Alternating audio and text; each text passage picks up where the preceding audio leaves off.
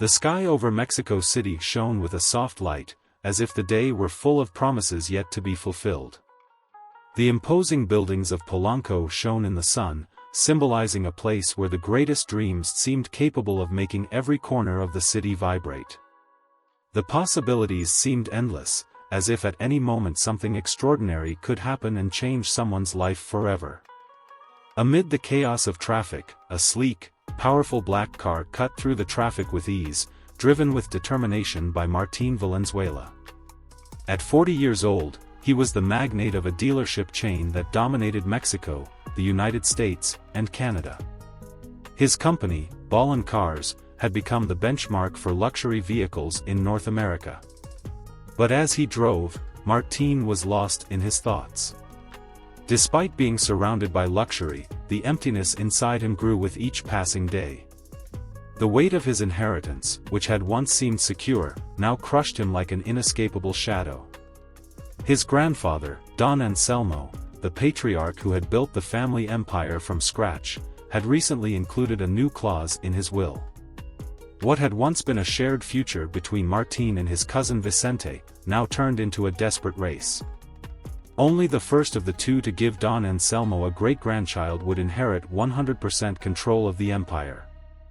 Don Anselmo had built the family empire from scratch, and Martín had always known that he and his cousin Vicente would inherit everything in equal shares. It wasn't the ideal scenario, but at least it would keep him from being dependent on anyone. Now, with the new clause in the will, the game had changed completely. Whoever lost this race would not only lose control, but would be forced to work for the winner and accept whatever conditions the other decided to impose. Vicente, his arrogant and selfish cousin, lived in Russia, childless and marked by a failed marriage. His reputation as a despotic made Martín imagine the worst if he won this race. If Vicente prevailed, Martín knew he would be humiliated and see the entire family legacy destroyed. With Don Anselmo in his final years, time was running out. Martín knew that his only chance of securing his future would be to beat Vicente in this dispute, and more importantly, to be the first to give the patriarch his long-awaited great-grandson. His grandfather's cold and calculating logic had turned what should have been a smooth succession into a frantic race for power. Chaos dominated Martín's thoughts. He knew that losing was not an option, and the pressure to control the empire he so cherished only increased with each passing day. At 40 years old, with no wife, no children and no desire to commit, Martín lived in superficial relationships. He did not believe in love. His life was surrounded by people interested only in his fortune, professional flatterers, and this made him feel that his future was falling apart. The idea of having a child just to fulfill his grandfather's demands was repulsive, but time kept passing, and he saw no way out of his situation. It was then that something caught his attention. Through the car window, he saw a woman standing on a street corner. Her face was dirty, her clothes worn, and she was hugging herself, trying to protect herself from the biting cold of the city. Her rounded belly indicated that she was about 6 months pregnant. Her posture was a mixture of pain and strength. On the radio, a voice was saying something about how the most valuable things in life are not the ones we seek, but the ones we find by chance. That hit him unexpectedly. "Stop the car now," Martín ordered the driver, without thinking twice. The driver, confused, braked the vehicle gently. Martín got out of the car and approached the woman.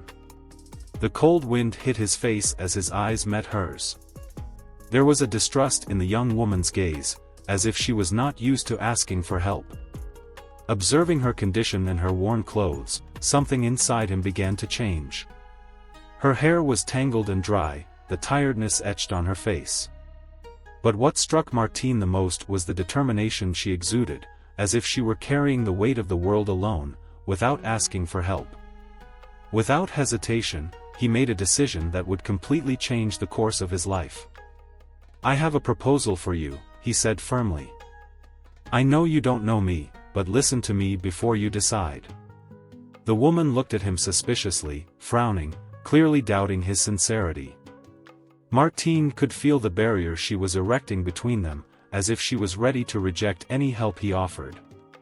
"I need you to pretend that I am the father of your child," he continued bluntly. "We're not talking about marriage or anything like that. I just need you to present him as mine when the baby is born." His voice was clear and unhesitating. He wasn't just offering a lie, but a deal that could change both of their lives. "In exchange, you'll have a house, medical care, and when the baby is born, he'll be able to study at the best schools. When the time comes, you decide what you want to do with your life, without any obligations to me. And I will reward you generously. You will never lack for anything. We will have a contract, and the only thing I ask is that during that time, the baby be seen as my son." She looked at him, perplexed. How could a man like him make such an absurd offer? For someone who had always survived on his own, Martine's proposal seemed completely illogical. "Why something like that?" she asked in a harsh, suspicious tone. "You don't know me. Why would you make such an offer to me, someone in a situation of poverty? You could have made it to any pregnant lady in high society." Martine remained serious. "This is not charity, and it is not a matter of experience with other women in society. This is a deal in which we both have something to gain. I need to save my future, and you will have the opportunity to escape this situation, offering a better life for yourself and your baby." The silence that followed was long, while she processed the proposal, despite how absurd it sounded. The sincerity with which Martine spoke was hard to ignore. Finally, she looked away and sighed, as if she were on the verge of making a decision that would change everything she knew. "What do you want from me?" she asked, her eyes fixed on the ground. "Just what I said," Martine replied. "Pretend I'm the baby's father until he's born. After that, you'll be free to do whatever you want with your life." Another heavy silence fell, only interrupted by the wind that began to bring the first drops of the imminent rain. Finally, she raised her face and looked at him, searching for some sign of a lie or a trap. She found none. "Okay," she said, her voice low and still uncertain. "I'll do it for my baby, and, to be honest, for you too. There's something in your eyes that makes me feel like you need me more than I need you." Martine felt something unexpected rise up inside him. "First, let's get you some new clothes and a place to clean yourself. Then we'll sort out the rest. By the way, I'm Martine Valenzuela, and you should call me, you, so that everything feels real." He spoke with an unusual softness for someone so accustomed to the harshness of his own soul. "Eloisa Gutierrez, it's nice to meet you," she replied with a charming smile, her voice as sweet as if it came from an angel. They walked together to the car, where the driver was waiting for them, ready to open the door. The sky, now gray, threatened a storm, but neither of them cared. Something deeper was beginning to form between them, an unlikely alliance that would change their lives forever. A lie that would change both their destinies forever. The Aston Martin DB11 came to a smooth stop in front of one of the city's most exclusive stores. The golden sign of Galerias de Oro shone under the gray sky, radiating luxury and sophistication. Eloisa, with her worn clothes and disheveled hair, looked at the store with a mixture of disbelief and suspicion. She had never set foot in a place like this, not even in her best days. "Don't be afraid," Martine said, with his usual calm and firm determination. "Buy what you need. Don't skimp on anything." Eloisa nodded shyly and entered the store while Martine stayed outside, answering a business call that required his immediate attention. As she walked through the store doors, Eloisa felt completely out of place. The shiny marble, the gleaming chandeliers, and the clothes that seemed made for deities contrasted sharply with her recent reality. It had only been a short time since her life had taken such a sudden turn, and she still couldn't process how she had gotten here. However, Martine's firm and confident words gave her the strength she needed. Feeling insecure, but determined not to waste the opportunity, she began to explore the store, trying to understand this new world. Even with her heart racing, Eloisa maintained her composure. In front of her, a middle-aged woman, elegantly dressed, wearing discreet jewelry and displaying an air of superiority. She watched her with a look of barely concealed contempt. It was the owner of the store, known for her meticulous attention to elite customers and her total intolerance of anyone who did not meet her standards. When Eloisa approached one of the booths, the owner stepped forward, flashing a cold smile, as cold as the marble beneath her feet. "I'm sorry," the woman said in a low but sarcastically hushed tone, "but I don't think this is the right place for you. There are more affordable stores in the city center." Eloisa felt her stomach tighten, but she refused to back down. She had endured much more than this, sleeping on the streets, facing the cold, hunger. Now, she would not allow this woman to make her feel even smaller. "I'm here to buy," she answered firmly, even though a lump was forming in her throat. The owner let out a sarcastic laugh. "Buy? We sell haute couture here, my dear. You may not understand, but not everyone can afford what we offer." Eloisa kept her gaze fixed on the woman, feeling the weight of each word. Another confrontation, another battle in her long list of struggles faced alone. But something kept her standing. She remembered a phrase that always echoed in her mind: the true measure of a person is not how they behave in moments of comfort, but in times of challenges. Those words strengthened her. She took a deep breath, preparing herself for what was to come. She was not here to be humiliated, and this would be the first step towards her new life. Despite everything, Eloisa remained firm. It was a challenge, but she would face it, just as she had overcome all the difficulties up until that moment. The store owner, confident in her victory, continued. "Look, you're prolonging an uncomfortable situation. I don't want to have to call security to remove you." Before Eloisa could respond, the store door opened with a bang. Martin entered with a firm step, still holding his cell phone, but his attention was completely focused on the situation. A quick glance was enough to understand what was happening. His imposing presence made the air in the store seem denser. "Is there a problem here?" he asked in a low but sharp tone. The store owner, disconcerted by his appearance and the unfolding of events, tried to explain. "Sir, it's just that this woman..." Martin interrupted her with a cold look. "She's here as my guest," he said calmly, but each word carried the weight of a warning. "And she'll buy whatever she wants. If you have a problem with her, you will have one with me." The store owner visibly paled, trying to find an answer, but Martin didn't give her a chance.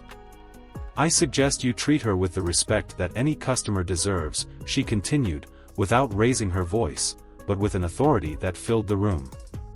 "Otherwise, you will lose much more than a customer." The silence in the store was deafening.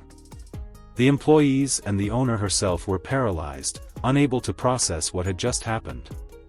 Martin, without losing his calm, turned to Eloisa with a soft smile and said gently, "Buy whatever you want, Eloisa. No one will tell you otherwise." The tenderness in his voice seemed to come from the depths of his soul. Eloisa, still stunned, felt something change inside her.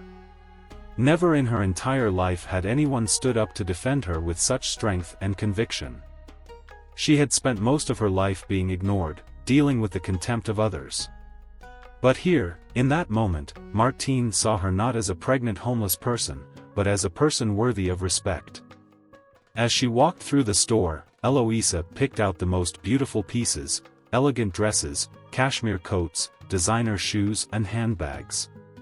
She still felt out of place in such luxury, but she knew that such an opportunity would not come around again anytime soon. However, what weighed most heavily on her heart was not the clothes or the glamour, but rather the growing feeling of belonging. That something deeper was happening. For the first time in a long time, someone was treating her with dignity, regardless of her appearance or where she came from.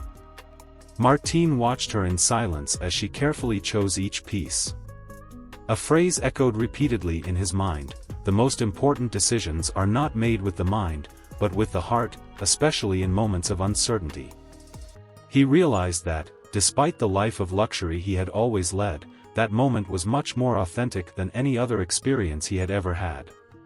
Finally, Martin paid for his purchases, without taking his eyes off the perplexed looks of the store owner and the employees, all of whom were still astonished.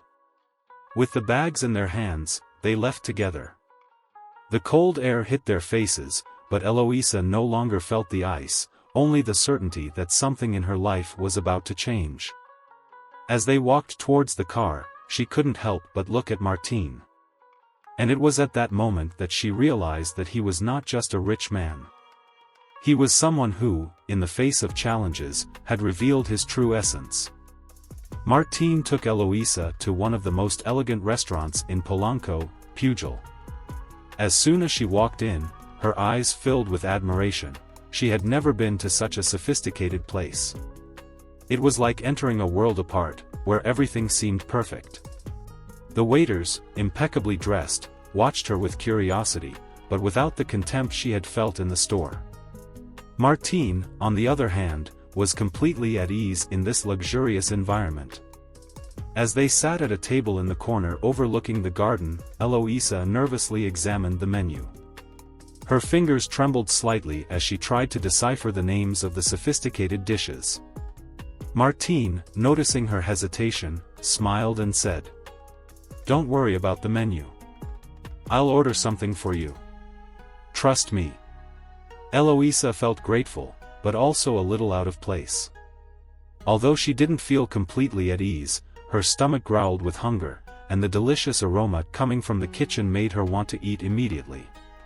When the food arrived, she picked up the fork with trembling hands and, when she tried to take a bite, the dish fell apart, part of it falling onto the plate and part of it onto the table. Martin, far from feeling embarrassed or irritated, started to laugh unexpectedly.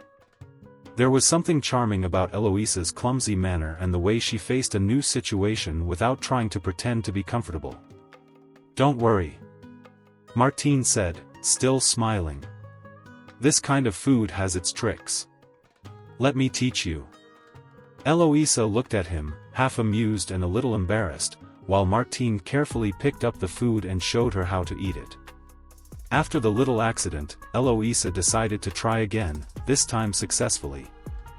"I don't know how you can enjoy this," she murmured between laughs.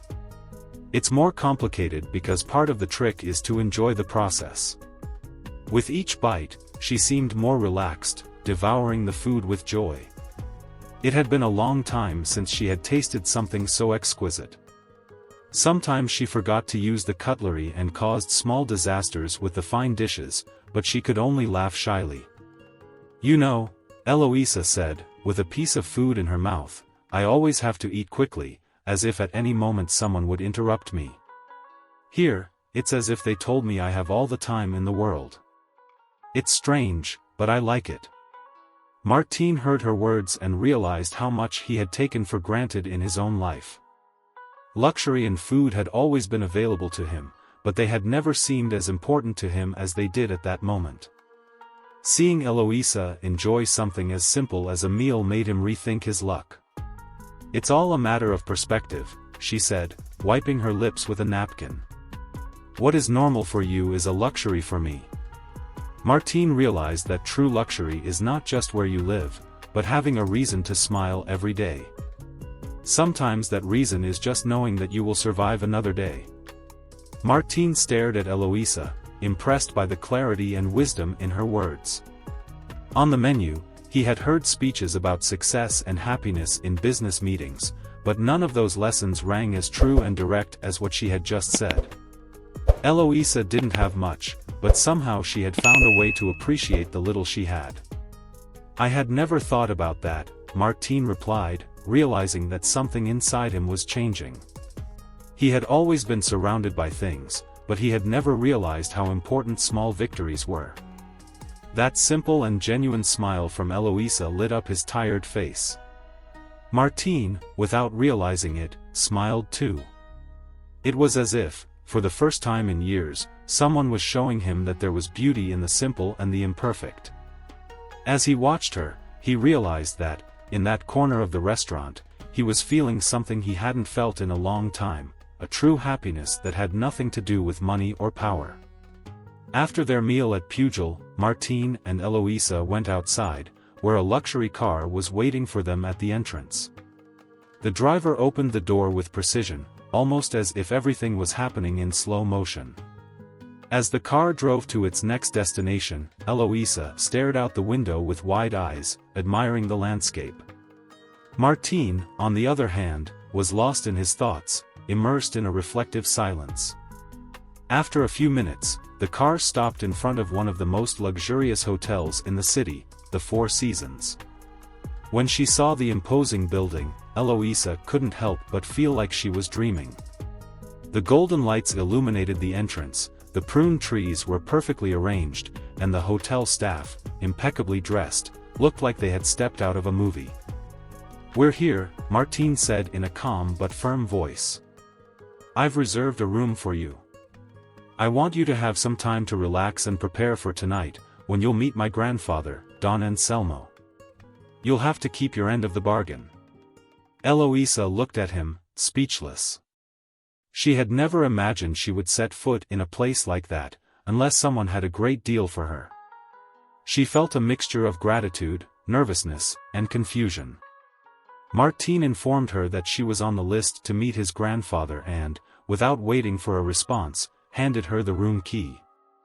The hotel staff escorted her to the elevator, and as the doors closed, Martine watched her disappear, sensing that there was something deeper in this situation than he could have imagined. It had been planned for the bedroom door, and when she carefully opened it, Eloisa's breath caught. The suite was spacious, with a huge bed covered in satin sheets, designer furniture, and a large window that provided an impressive view of the city. In the bathroom, the marble gleamed, and the white towels were neatly folded, looking almost otherworldly.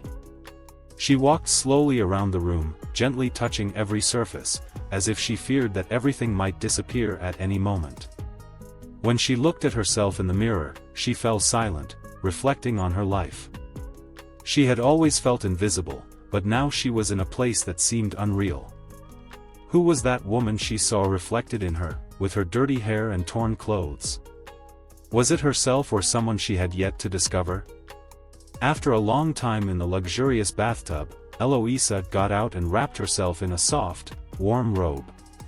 The accumulated fatigue overcame her, and she didn't realize that she had laid down on the bed, falling into a deep sleep. She had slept soundly for hours. When she woke up, the soft light of the late afternoon was streaming in through the windows. Eloisa took one of the dresses she had bought earlier, an elegant, simple, but beautiful model. When she looked in the mirror, she saw the thin fabric falling gently over her body. At that moment, someone knocked on the door, delivering a gift sent by Martine. With trembling hands, Eloisa opened the box and found a bottle of perfume. As she applied a little to her wrists and neck, she felt tears almost overflowing with happiness. She looked at herself in the mirror once more and, for the first time, she didn't recognize the woman she saw. She was beautiful, extraordinarily beautiful. A shy but genuine smile appeared on her face. Her whole day had changed, and now it was time to face what was to come. The chauffeur arrived punctually at the hotel to pick her up, as Martine had arranged. Eloisa got out with her hair perfectly styled and wrapped in the dress that enhanced her beauty. Upon seeing her, the hotel staff fell silent, admiring her presence. When she got into the car, a mixture of nerves and emotions pulsed in her chest, signaling her entry into Martine's world. Meanwhile, at the Valenzuela mansion, Martine was distracted by his cell phone, immersed in the business that never stopped. But when Eloisa entered the mansion's hall, everything went. His surroundings seemed to have stopped. He looked up and was speechless when he saw the stunning woman who had entered. Her elegance and sophistication were impossible to ignore. Eloisa, who a few hours before had been a stranger, now seemed like a woman from another world. Martine, still shocked by the transformation, exclaimed, "You look incredible." Eloisa smiled shyly, knowing that this moment was special for both of them. "Thank you," she murmured, her eyes shining with new confidence. Martín, trying to compose himself, gently took her arm and led her to the balcony, where Don Anselmo, his grandfather, was waiting patiently for them, surrounded by the cool night breeze.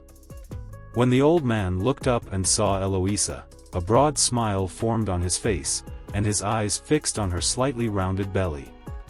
The joy on Don Anselmo's face was indescribable. He was beaming with the promise of a grandson.